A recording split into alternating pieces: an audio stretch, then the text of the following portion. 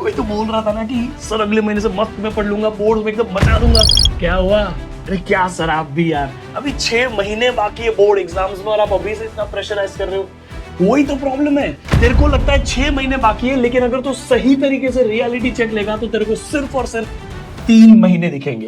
मैं तेरे को समझाता हूँ कैसे। सितंबर तेरा वैसे ही हाफ ईयरली में चला जाएगा तो कुछ नहीं पढ़ पाएगा। फिर जनवरी का आधा महीना तेरा प्री बोर्ड्स में, ये प्रैक्टिकल का, ये लिखना है, जर्नल लिखना है, सब कुछ उसमें चला जाएगा। थोड़ा बहुत तेरे को टाइम मिलेगा, लेकिन बहुत प्रेशर होगा और बहुत कुछ पढ़ना होगा। फरवरी 15 के आसपास तो तेरी बोर्ड एग्जाम शुरू हो जाती है, तो उसमें तो तेरे को वैसे ही रिवीजन करना पड़ेगा ना थोड़ा बहुत, तो इन दिनों को तो वैसे भी तो काउंट मत कर। तो कुल मिला के आपके पास बचते हैं सिर्फ और सिर्फ ये 3 महीने। अब इन 3 महीनों में तू क्या करेगा वो डिसाइड करेगा कि तू इस बार में बोर्ड्स में मचाएगा कि नहीं मचाएगा। तो इस वीडियो में मैं तेरे को बताऊंगा कि ये तेरे को अभी से प्रिपरेशन कैसी करनी है ताकि ये 3 महीने जो सबसे क्रिटिकल है ना तेरे लिए, वो तेरे सबसे बेस्ट जाए। इसीलिए मैं तेरे को मंथ वाइज रोड मैप दूंगा, कौन से महीने में क्या ध्यान रखना है, कैसे पढ़ना है, कौन से सब्जेक्ट को करना है, कहां से करना है, क्या करना है, एवरीथिंग। इस वीडियो को एंड तक देखना और प्लीज अपने दिमाग से 6 महीने का भूत हटा ले और ये चीज तू समझ जा। हर तेरे सीनियर से पूछ, वो बताएंगे कि उनका इन 2-3 महीने में कभी कोई प्रिपरेशन हो ही नहीं पाया है और पिछले साल तक अलग लेवल की प्रिपरेशन चल रही थी। तब दिवाली आती थी नवंबर में, इस बार वो भी अक्टूबर में है। तो हर एक रियल सिचुएशन को समझ के मैं तेरे को एक बेस्ट रोड मैप देने वाला हूँ। चल शुरू करते हैं इसको। यहाँ पे देख, सितंबर में तेरे को क्या करना है। सितंबर तेरा हाफ ईयरली का एग्जाम होगा। मेजोरिटी बच्चे हाफ ईयरली देते होते हैं उस टाइम पे, तो अभी के लिए सिर्फ तू हाफ ईयरली पे फोकस कर। एग्जाम में जो भी सिलेबस में है तेरे, उसको अच्छे से सीख, उसको सीखने पे फोकस कर। हाफ ईयरली के मार्क्स तेरे बोर्ड एग्जाम में काउंट नहीं होने वाले, लेकिन हाफ ईयरली में सीखा हुआ तेरे बोर्ड एग्जाम में जरूर काउंट होने वाला है। तो यहां जो सीखेगा उसको ऐसे सीख कि वापस उसको सीखने की जरूरत ना पड़े। जो तेरे साइंस में फिजिक्स के 2 चैप्टर होंगे उसको अच्छे से कर, केमिस्ट्री के 1-2 चैप्टर होंगे उनको अच्छे से कर, ताकि वो बर्डन तेरे को आगे ना लेके जाना पड़े। ठीक है। इसके अलावा जैसे ही तेरी हाफ ईयरली खत्म हो जाती है ना, तूने इंग्लिश और हिंदी ये सब लैंग्वेज जो है, किसी के संस्कृत है, तो बहुत इग्नोर किया तुमने अभी तक इसको। प्लीज इसको शुरुआत कर कि तेरी लैंग्वेज पे तेरे मार्क्स आना शुरू हो जाए। तेरा लैंग्वेज का मार्क्स तेरे बोर्ड्स की टोटल मार्क्स में एड अप होगा ना, इसीलिए अभी से इसको टाइम देना शुरू कर। लास्ट में तेरे को बर्डन नहीं आएगा। फिर अभी ही प्रैक्टिस कर लिखने का, आंसर राइटिंग अभी ही प्रैक्टिस करनी पड़ेगी। और ये प्रैक्टिस तेरी हाफ ईयरली के साथ हो जाए, उससे तेरा हाफ ईयरली में भी मार्क्स बढ़ जाएगा और तेरे को फाइनल बोर्ड एग्जाम के लिए भी बहुत हेल्प मिलेगा। तो ओवरऑल जो तेरा सितंबर का महीना है उसमें सिर्फ और सिर्फ हाफ ईयरली पे फोकस कर, उसके बाद में लैंग्वेज पढ़ना शुरू कर दे। ठीक है। अब आ जा अक्टूबर में। October is going to be the most critical month ever. इसमें बहुत ज्यादा चांसेस है कि तू भटक जाएगा, तेरे से पढ़ाई नहीं हो पाएगी। और अगर तू नहीं भटकाना, इसका मतलब तेरे को 95% के ऊपर लाने से कोई नहीं रोक सकता है। फिर चाहे सीबीएसई कितना भी डिफिकल्ट पेपर बना दे, तू 95% प्लस लाएगा अगर तूने ये महीने को जीत लिया। क्योंकि इसमें बहुत सारे फेस्टिवल है, दशहरा है, ये है, वो है, दिवाली है, सब कुछ इधर ही है। लेकिन इन फेस्टिवल से तू डिस्ट्रैक्ट नहीं होगा। तू मेरा स्टूडेंट है, तुझे यहाँ पे जो तेरा बैकलॉग रहा है उनको कंप्लीट करने पे फोकस करना है। उसके बाद जो तेरी लैंग्वेज है उनको कंटिन्यू रखना है और तेरे को वन शॉट स्टार्ट कर देना है। वन शॉट स्टार्ट कर दे अक्टूबर के महीने में ही, ताकि तेरे को जो तेरा थोड़ा बहुत टाइम ऐसा लग रहा है कि नहीं मेरे को पढ़ाई नहीं हो पा रही, तो वन शॉट देखते देखते तेरा सीख के भी हो जाएगा, पढ़ के भी हो जाएगा। वन शॉट शुरू कर, अच्छा सा उसका प्लानर बना, इस दिन इस सब्जेक्ट का, इस दिन इस सब्जेक्ट का, इस दिन इस सब्जेक्ट का, इस चैप्टर का वन शॉट देखूंगा ऐसे करके। देन कोचिंग तेरे को देख, बहुत कुछ है। स्कूल जाना है तेरे को, या तो ऑनलाइन ट्यूशन कर रहा है तो ठीक है, अदरवाइज कोचिंग जाना है, ये सब पूरा दिन चला जाता है, मैं मानता हूं। लेकिन सिर्फ 3 घंटा अगर तूने निकाल दिया ना, रात को 9 बजे से 12 बजे या फिर रात को 8 बजे से 11 बजे तक, सिर्फ 2 घंटा निकाल, 3 घंटा निकालना है तेरे को। 3 घंटा प्रॉपर पढ़ाई करेगा, तेरा काम होते रहेगा। जरूर नहीं रोज 7-7, 8-8 घंटा पढ़ना है। समय कहां से लाओगे? उतना तो है ही नहीं तुम्हारे पास समय। तो प्लीज 3 घंटे की रोज की कंसिस्टेंट स्टडी ही तेरे को हर बार अपने एग्जाम के लिए जिताएगी। अब आ जाते हैं नवंबर महीने में।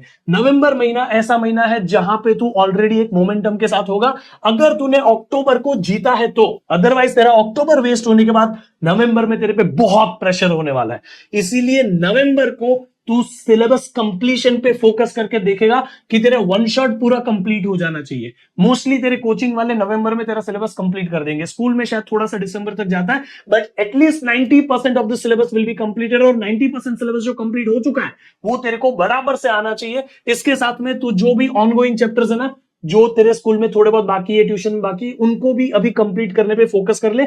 इसके साथ वीक रह गया अगर तेरे चैप्टर, कैसे पता चलेगा? जो भी तेरी टेस्ट हुई है उन सारी टेस्ट को एनालाइज कर, कौन से चैप्टर के क्वेश्चन से तेरे सबसे ज्यादा मार्क्स कटे उनको सीखना शुरू कर दे। ठीक है, यहां पे तू अपनी वीकनेस को स्ट्रेंथ बनाएगा, यही है नवंबर बेटा। ठीक है, इसी के साथ में तू यहां पे अपनी कंसिस्टेंसी नहीं तोड़ेगा, उल्टा तू कुछ ना कुछ एड ऑन करेगा। संडेज को रिवीजन करना एड ऑन कर, संडेज को एक्स्ट्रा टेस्ट देना एड ऑन कर, ऐसे करके तू एक बराबर से रूटीन डेवलप कर। और लास्ट आ गया कि तेरे को सैंपल पेपर ना नवंबर में ट्राई करना है। नवंबर में तू एक फुल बोर्ड सिलेबस जैसा सैंपल पेपर दे, चेक कर तेरा कितना आ रहा है। क्या तेरे को सैंपल पेपर में 50% आ रहा है, 60% आ रहा है, जो भी आ रहा है तेरे को अब तेरी रियलिटी पता चल जाएगी। और उसी रियलिटी के बेस तो दिसंबर में अपना फाइनलाइजेशन देगा। दिसंबर में क्या करेगा? सिलेबस का जो हिस्सा तेरे 10% का बाकी था ना, उसको कंप्लीट कर ले।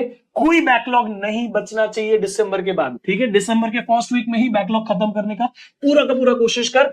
इसी के साथ में तेरे को बहुत सारे पेपर्स प्रैक्टिस करना है। यहां पे तू जितनी टेस्ट देगा उतना तू आगे बढ़ेगा। और तेरे को ये जो टेस्ट देनी है उसके पहले पूरा रिवीजन देना है। ठीक है, हर बार रिवाइज कर, टेस्ट दे, रिवाइज कर, टेस्ट दे, टेस्ट देने के बाद एनालाइज कर कि कहां पे क्या कमी रह गई है। ध्यान रखना अपनी हेल्थ पे भी। क्यों? दिसंबर में थोड़ा बहुत सर्दी का माहौल होता है, आपको अपनी तबीयत का ध्यान रखना पड़ेगा। यहाँ पे थोड़ा सोने का मन भी ज्यादा करता है, तो प्लीज इस टाइम पे अपने आप को मोटिवेट करके रखना, मेहनत करनी है। क्योंकि ये अपने को लास्ट ईयर मिला है क्लास 10 का। अपने को 9th में कितना मार्क्स है ना वो फर्क नहीं पड़ता है, 10th में कितना मार्क्स है बहुत फर्क पड़ता है भाई। सोसाइटी देखती है ये मार्क्स, ठीक है, सोसाइटी नहीं भी देखती है तो भी तू तो अपने आप को प्रूव करेगा ना कि तू कितना मेहनत कर सकता है। समझ में आ रहा है बात? चल अब आ जाते हैं जनवरी मंथ पे। जनवरी को ज्यादा नहीं गिनने का, लेकिन जनवरी तेरा प्री बोर्ड्स का महीना है। यहां पे कहीं ना कहीं तेरी एग्जाम चालू होगी। कुछ या तो ट्यूशन वाला लेगा तेरे को, या फिर तेरे स्कूल वाला, कुछ ना कुछ एग्जाम चालू होगी तेरी। ठीक है, इसमें तेरे को सिर्फ और सिर्फ रिवीजन का टाइम मिलेगा, छोटा मोटा प्रैक्टिस करने का टाइम मिलेगा, और इसी के साथ तू सैंपल पेपर सॉल्व करना कंटिन्यू रखेगा। एटलीस्ट तू ये कर सकता है कि यहां पे तू सैंपल पेपर की जगह यूनिट वाइज टेस्ट या फिर आप बोल सकते हो चैप्टर वाइज टेस्ट ऐसा सब देना शुरू कर। और यहां पे तू मॉक टेस्ट बढ़ा ले, पूरे सैंपल पेपर्स कर, पूरे सिलेबस के कर। समझ में आ गया? उसके बाद इस टाइम पे जनवरी में सारे डिस्ट्रैक्शंस हटा देने भाई। अब जनवरी के बाद तेरे को कोई डिस्ट्रैक्शन नहीं रखना है, ना सोशल मीडिया का, यूट्यूब सब कट ऑफ। जो तेरे को पढ़ना था सब पढ़ के हो चुका। अब अचानक से कोई तेरा दीदी भैया कोई ऐसा पेपर लीक करता ही नहीं है जिससे तेरा बोर्ड एग्जाम में अचानक से 99 आ जाएगा। वो सब कुछ सिर्फ एक ट्रैप होता है तेरे व्यूज लेने का, तेरा अटेंशन लेने का।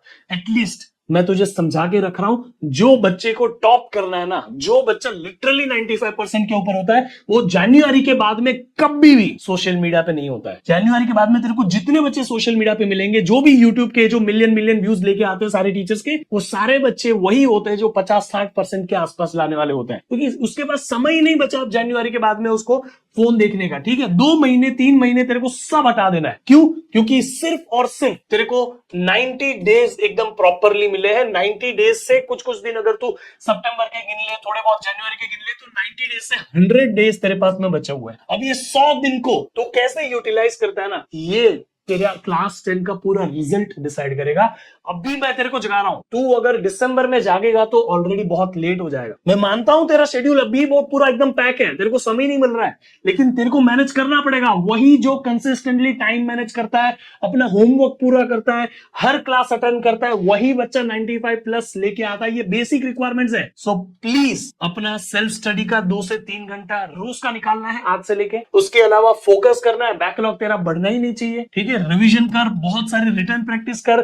Consistency is going to make you win in your board exam बेटा, और वहीं पे तेरे अच्छे मार्क्स आएंगे।